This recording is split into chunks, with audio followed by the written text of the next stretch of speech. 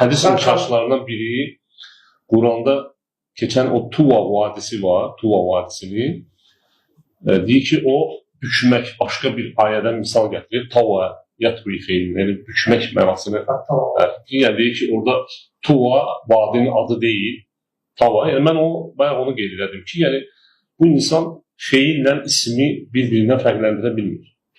Tuva isimdir, vadinin adıdır. Tava isə bu bükmək, başqadır. Bəli.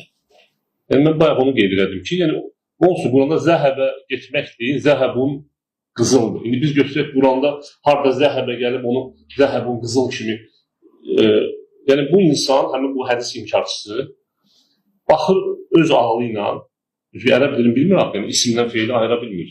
Azazan bilmir. Baxır görür ki, bu sözə uyğun gəlir və götürür öz ağlı ilə o sözü bu söz kimi şərh edir. Yəni belə deyil axı.